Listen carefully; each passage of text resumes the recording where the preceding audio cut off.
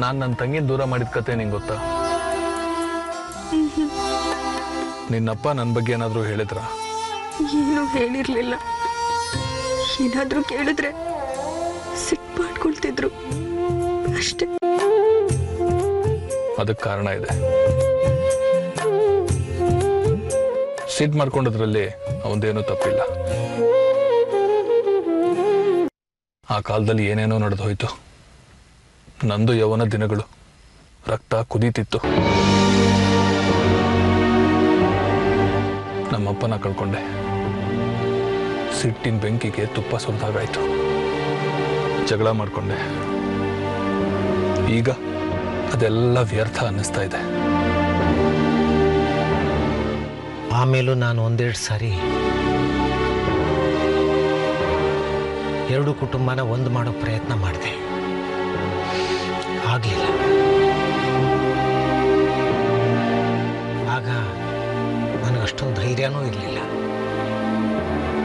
ಹೀಗಾಗಿ ಅದು ಮುಂದುವರಿಯಲಿಲ್ಲ. ಇವರೇ ಅಲ್ವಾ ನಂಗೂ ಲಕ್ಕಿಗೂ ಮದುವೆ ಮಾಡಿಸಿದ್ರು?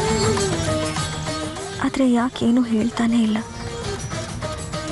ಮರ್ತು ಬಿಟ್ಟಿದ್ದಾರೋ ಏನೋ, ಅಥವಾ ಮದುವೆ ಆಗಿರೋದು ನಂಗೆ ಗೊತ್ತಿಲ್ಲ ಅಂತ ಸುಮ್ಮನಾಗಿದ್ದಾರಾ? ಏನೇ ಆಗಲಿ ಅವರಾಗೆ ಪ್ರಸ್ತಾಪ ಮಾಡೋ ತನಕ ನಾನು ಪ್ರಸ್ತಾಪ ಮಾಡೋದು ಬೇಡ. ನೀನು ಯಾವಾಗ ಹೋಗಿದ್ಯೋ?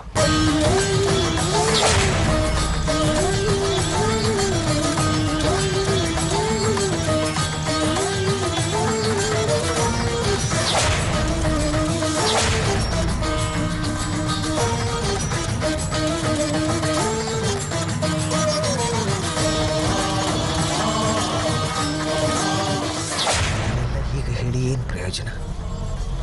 ಲಕ್ಕಿಗೂ ತನಗೂ ಮದುವೆ ಆಗಿದೆ ಅಂತ ನನಗೂ ಗೊತ್ತಿಲ್ಲ, ನೆನಪೂ ಇಲ್ಲ. ನಾನೀಗ ಅದನ್ನೆಲ್ಲ ಹೇಳಿದ್ರೆ ಎಡವಟ್ಟಾಗಿ ಹೋಗುತ್ತೆ. ಸುಮ್ಮನಿರೋದೇ ಒಳ್ಳೆಯದು. ಅದೇನೇ ಆಗಿರಲಿ, ಅದೆಲ್ಲ ಮುಗಿದೋದ ಕತೆ. ಅನು, ನೀನು ನಮ್ಮನೇಲೇ ಇರು. ಎಲ್ಲರೂ ನಿನ್ನನ್ನು ಚೆನ್ನಾಗಿ ನೋಡ್ಕೋತಾರೆ. ಸೇರಬಹುದೇ ನಾನು ನಿನಗೆ ಹೊರಗಿನೋಳು ಅನ್ನೋ ಭಾವನೆ ಬೇಡ. ನಮ್ಮನೆ ಹುಡುಗಿ ತರ ಇದ್ಬಿಡು.